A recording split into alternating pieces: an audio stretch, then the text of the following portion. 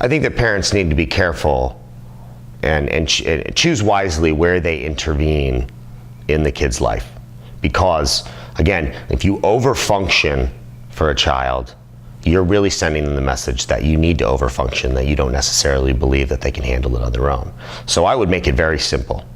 If it's physical bullying, you get involved, because you absolutely want to send the message to your kid that that's not okay under any circumstances. Nobody should be putting their hands on you. Nobody should be touching your backpack. Nobody should be touching the books on your desk.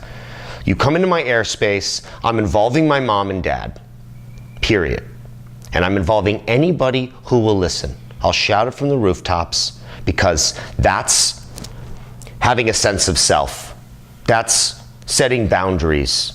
That's sending myself the message that I'm important and I matter, and I'm not going to accept anything less than I deserve. If it's psychological and it's verbal, then I think you really have to listen to the extent. You have to get a sense for where it's headed, and I think you need to really temper your reactions. I mean, it's like a child that falls down and cuts his knee. I think the appropriate response is for a parent to verify how deep's the cut, and temper your response based on what you know to be the real danger. Because certainly, if you become overly reactive and emotional, your kid's going to scream and cry, and you're going to create a real issue for yourself, because they're going to learn that they get love and attention if they, are in crisis and pull the fire alarm, and they're not going to learn that they can stand on their own 2 feet and deal with it. You're okay. That's the message that needs to be sent consistently. You're okay no matter what. And when you're not okay, we'll all know, and then we'll jump in and respond.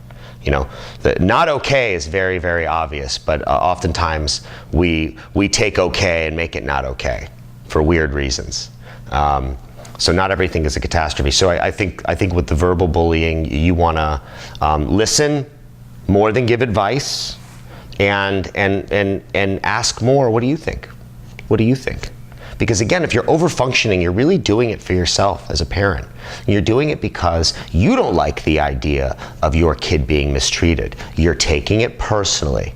And that's what when I talk about separation of parent and child, that's what I'm talking about, is backing off and not taking what they do or don't do personally, and allowing them to have their process. Because if you want a 25-year-old dependent, then keep overfunctioning.